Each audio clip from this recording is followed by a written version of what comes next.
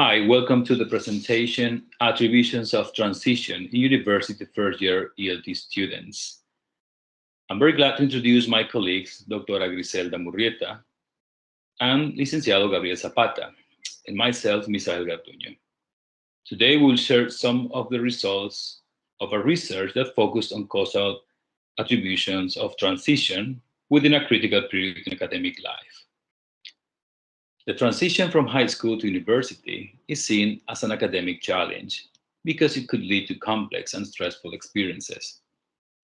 The university transition may be a major problem for the students' persistence in a way that might even hinder students' development.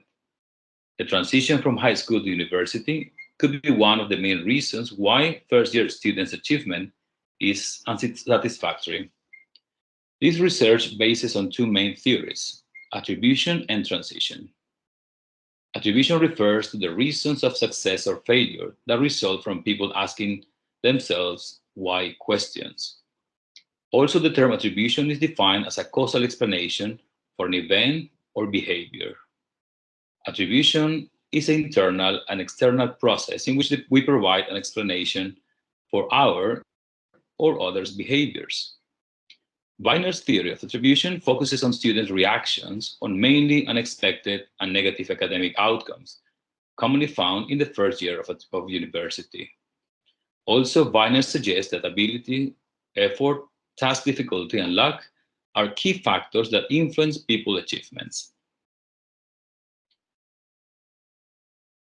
Transition from high school to university involves two critical stages. First of all, the early process of admission to university, in which students create their first impressions of the academic institution. For example, high expectations regarding the quality of the university. And second, the first days and weeks after enrollment. Haynes states that the unfamiliar and predictable conditions faced during the first year of university include an increased pressure to excel, more frequent failure, unfamiliar learning tasks, ineffective instruction, stringent grading practices, critical career choices, and new social networks. It is acknowledged that the first year in the university has a significant influence to determine success, failure, and school desertion. This research has a main purpose that focuses on describing the influence of causal attributions of first-year English language learners on their achievement that emerged from the transition from high school to university. And two research questions. First, what are the causal attributions of first-year English language students associated to the transition from high school to university towards English language learning? And second, what are the first English language students' causal attributions of success or failure towards English language achievement?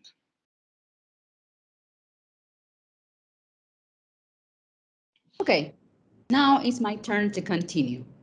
I'm going to talk about the methodology. This is a qualitative exploratory research that was carried out at the Autonomous University of Quintana Roo in the state of Quintana Roo, but in the campus of Cozumel. In this research, semi-structured interviews were used to collect data, and the design of the interview was based on Tinto, Haynes, and Weiner, but I will talk about it later on. Participants were selected using convenient sampling.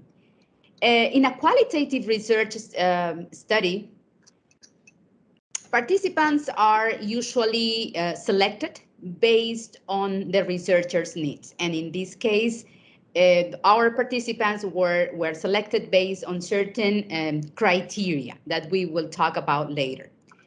The interviews were conducted in Spanish for better comprehension of the students, because remember that these students were freshmen, so they didn't know that much about English. Interviews were recorded and then they were translated and analyzed. Okay, about the participants.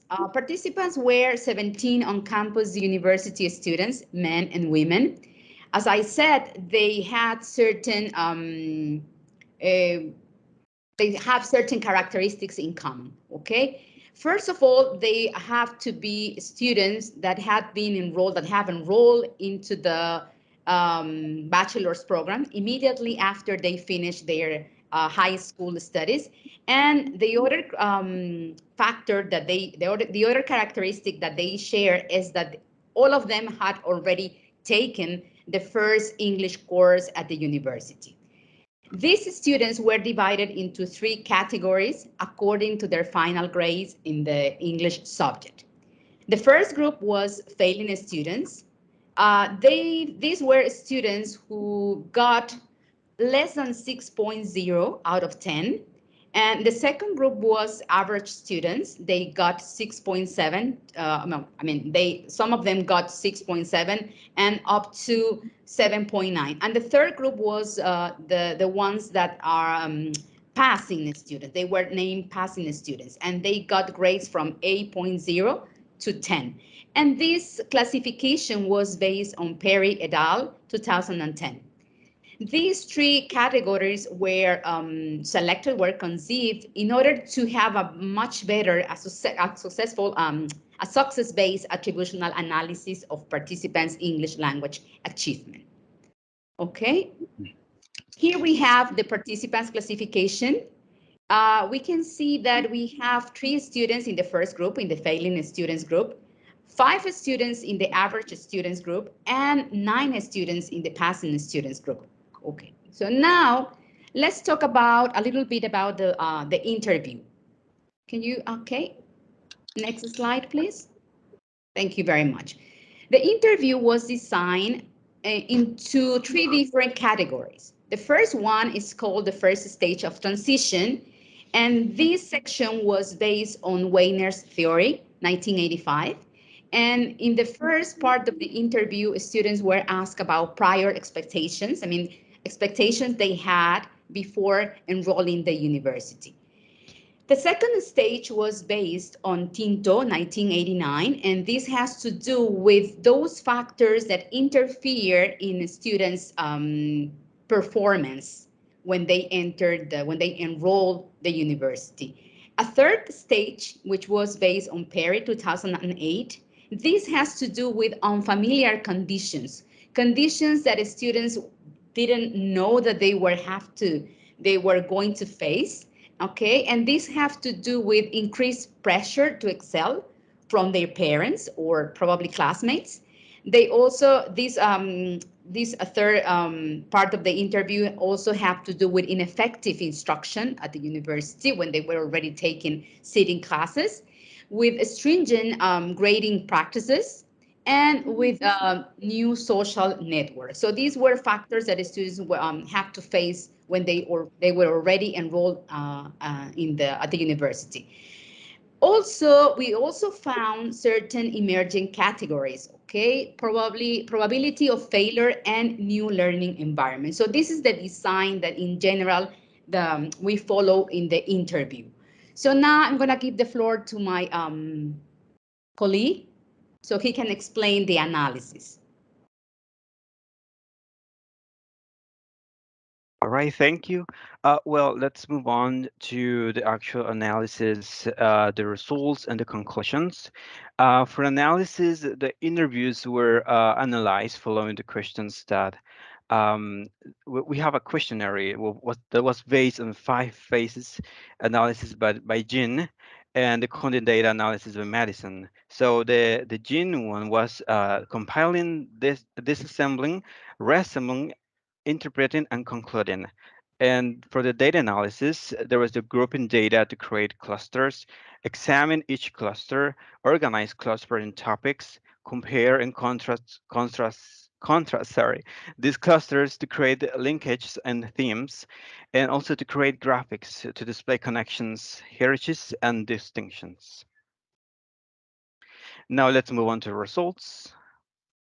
And we have here that for the research question, that was what are the causal attributions of first-year English language students associated to the transition from high school to university towards the English language learning? So it is important to just remember that this research was based on attributions.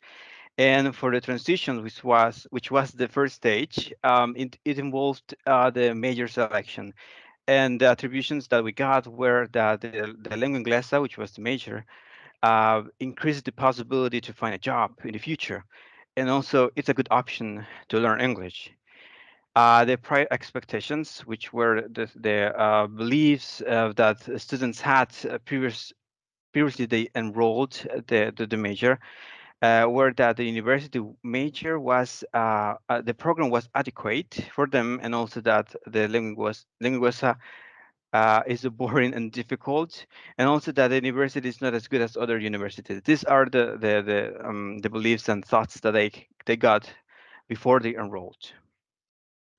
Now, the second stage, which involves after the enrollment, we found out that the negative expectations change to positive ones, um, and also that the consequences of the major selection, which means that the major it's now helpful to learn English, and that the major is motivating, and also that the major program is not what they were expecting.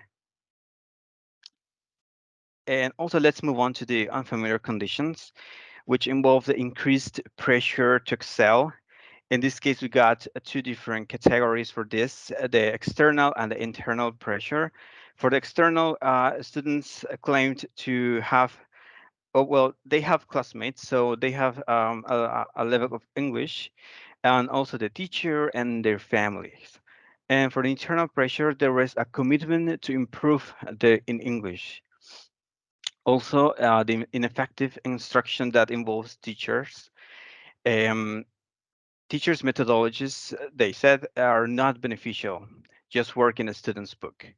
Also, the teachers' methodologies are adequate, which is we can say that this is a positive influence for them, and that the teacher was motivating.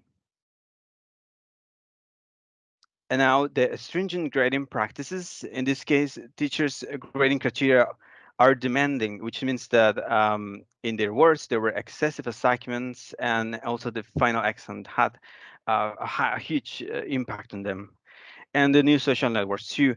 And this is interesting because the classmates' high level of English had an influence on them, but also the low level of English, which means that in some way they didn't have the chance to just move on to the next topics for the classes, and they felt like that. And also the social adaptation problems. Next one, please. Okay, thank you. Well, the measuring categories, we have the probability of failure, and the attributions were because of their poor knowledge of English and not liking the major, lack of learning skills, the teacher's grading criteria, and the demanding level of English. And the new learning environment too, which was an emerging category, it's they had this new sense of academic responsibility. And now let's move on to the actual attributions of success and failure. And we have them at the end because this is a consequence of what happened in this transition for them. So attributions of success, the teacher, the final exam, the effort, delivering assignments, and also the attributions of failure, which translates into not delivering assignments, lack of English knowledge, and the major curriculum, also lack of effort in the final exam. And let's move on to the conclusions. And here we have several conclusions that we can discuss, and we can talk about the expectations, which in some way they were unrealistic as they could not fulfill them once they enrolled, even though they were positive or negative. They changed throughout the time, and the major selection process too was a huge influence on them and on their learning and language achievement and most of the students. And the forum familiar conditions displayed here were both positively and negatively. As for the increased pressure to excel, both internal and external pressure were mostly described as motivation. which is influenced positively in students in learning process. Teachers played a significant role in the participants' learning achievement, as we saw, mostly in the teachers' grading criteria. And most of the students claimed that their classmates provided a positive effect on their learning achievement, since they were an important part of their English language process.